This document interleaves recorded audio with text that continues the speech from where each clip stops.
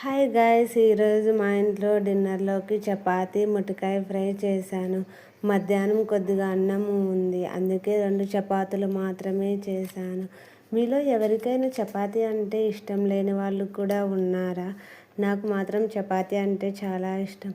చపాతీలోకి మామిడికాయ పచ్చడి కూడా చాలా బాగుంటుంది. మీరు కూడా ఒకసారి ట్రై చేయండి. నాకు కూడా ఫస్ట్ టైం చపాతీ చేయడం అసలు వచ్చేది కాదు. నేను కూడా యూట్యూబ్లో చూసే నేర్చుకున్నాను. స్వప్న వైట్ల అక్క ఛానల్లో నుంచి ఈ చపాతీ చేయడం అనేది నేర్చుకున్నాను. నాకు కూడా ఫస్ట్ టైం చపాతీ చేసేటప్పుడు అసలు మెత్తగా వచ్చేటివి కాదు, చాలా గట్టిగా ఉండేటివి, అసలు తినబుద్దే కాదు. కానీ ఇప్పుడు మాత్రం ఆ వీడియోలో చపాతీ ఎలా చేయడమో చూసినప్పటి నుంచి చపాతీలు మాత్రం బాగా పొంగుతున్నాయి, అలాగే మెత్తగా కూడా వస్తున్నాయి.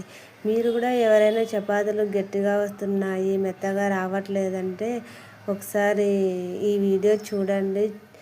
నిజంగానే బాగా పొంగి వస్తాయి. కానీ పెన్నం బాగా హీట్ అవ్వాలి. హీట్ అయిన వెంటనే చపాతీని వేసి ఒక సైడ్ బాగా బుడగలు వస్తుంది. అప్పుడు మనం మళ్ళీ రివర్స్ తిప్పితే అప్పుడు బాగా పొంగుతుంది. నూనె వేయకపోయినా కానీ చాలా మెత్తగా ఉంటాయి. మీలో ఎవరికైనా నూనె కావాలంటే నూనె కూడా వేసుకోండి, అదే ఆయిల్, నా భాషలో మేము నూనె అంటాము.